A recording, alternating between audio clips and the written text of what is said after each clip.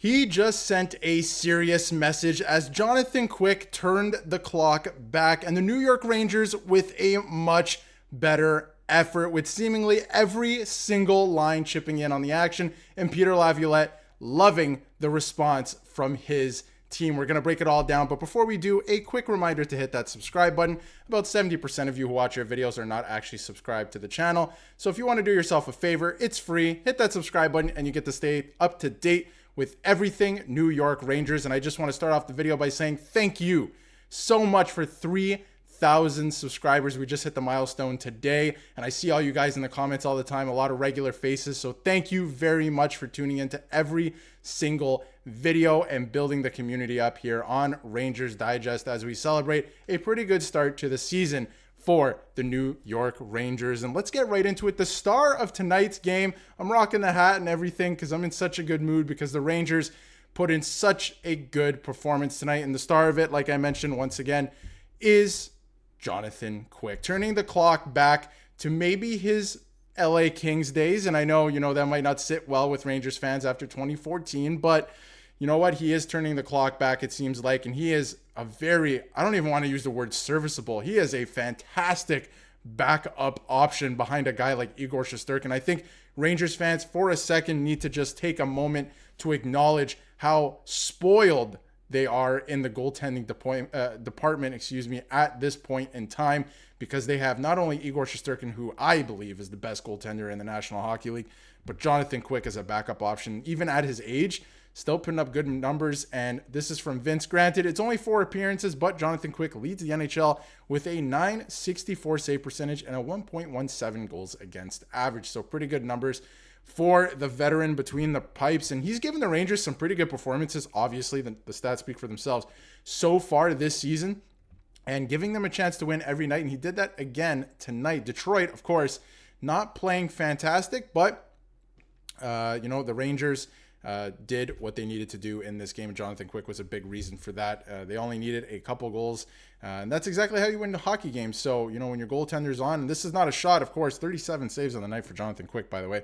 and a shutout on the night tonight. But not taking a shot at Igor Shesterkin whatsoever. You're going to have games like that, but for Jonathan Quick to come in here and, have a performance like this was fantastic and a great storyline. And Chris Kreider on Jonathan Quick, he's one of one, and he truly is. And after tonight's win, he is 4 victories away from 400 in the National Hockey League. He would be the first U.S.-born goalie to achieve that accomplishment in NHL history. And of course, he's going to get that this season if he continues to play this way. I know he doesn't get into every game, but he's going to play enough this year, and with the way he's playing and that the Rangers are playing, that, for the most part, we're going to get into that in a bit. Trust me, okay?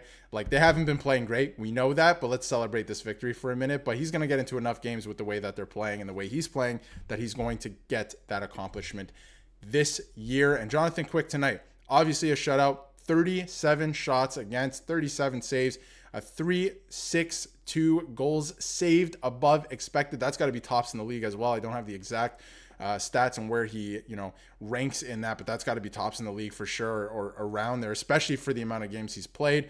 And the man does not age, and he certainly does not. Jonathan Quick with a fantastic performance tonight. Now, I wanted to acknowledge this again because I saw this happen in Toronto, and it might have happened in other cities, but I haven't seen it. I knew that it happened in Toronto. I was at that game on October 19th, and this game as well in Detroit, giving some acknowledgement and a shout out to the voice of the New York Rangers, who is retiring at the end of this season, Sam Rosen. So every time this is brought up, it's the last season of Sam Rosen. So every time this is brought up around the league this year, I'm going to bring it up because this guy deserves his flowers. He's absolutely the voice of the Rangers, and it's going to be sad when he inevitably retires at the end of this season. But he has been obviously fantastic, and I love the fact that he's getting his flowers from communities and cities and rinks all across the league. So every time this pops up, I will continue to show it, and I'm very happy that Detroit did this. Very classy, and good on you for the Detroit Red Wings organization. But to move on back to the game, there's a few players I want to touch on. I mean,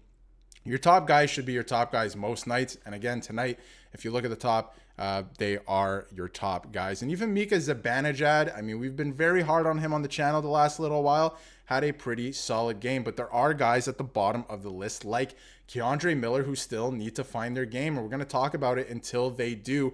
And if you see here, I mean, a little bit to like tonight in terms of, you know, the defensive side of the puck, which is exactly where you want him to improve. If you look at the chart, that's exactly what you want him to improve on, his defensive side of the game.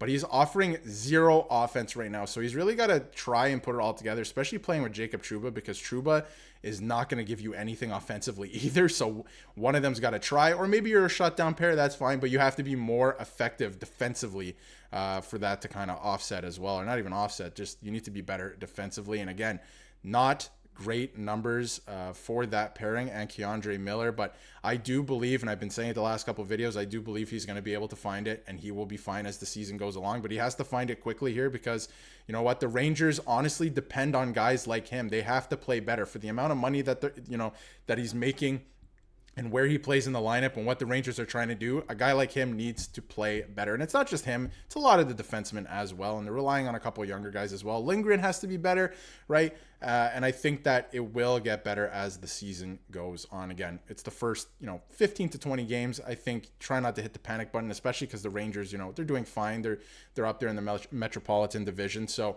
but they still need to find their footing in a couple areas, and especially at times 5-on-5 as well, because the special teams have been okay to start the season, but 5-on-5, I think they need to improve in some areas, especially the defense, leaving Igor Shesterkin and Jonathan Quick at times out to dry. Again, Jonathan Quick had 37 shots against tonight. Like, they're allowing a lot of shots on goal every game. So that's something they really got to tidy up here.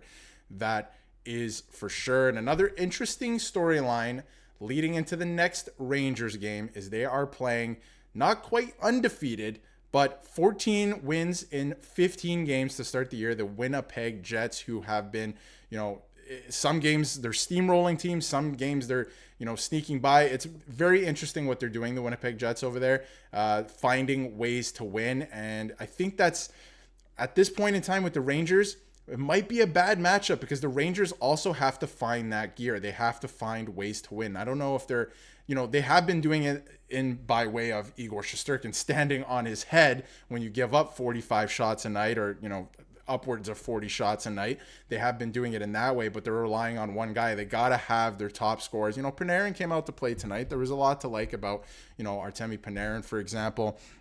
Tonight, the fourth line played well, but you got to find ways to win, especially against teams like the Winnipeg Jets, who are coming into the Garden on Tuesday. So that's going to be a crazy game to look forward to. But let me know in the comments what you thought of Jonathan Quick's game tonight. He has been fantastic as a backup option for the New York Rangers ever since he got here. And again, showcasing it tonight, giving his team a chance to win, and they rewarded him with a couple goals and the top guys coming to play. But it's going to be a tough and interesting game come Tuesday at the Garden. It's going to be a lot of fun to watch. But let me know in the comments what you think of Jonathan Quick, and of course the top guys tonight, who you liked, who you didn't like. Obviously the defense needs some work. They need to stop giving up as many shots.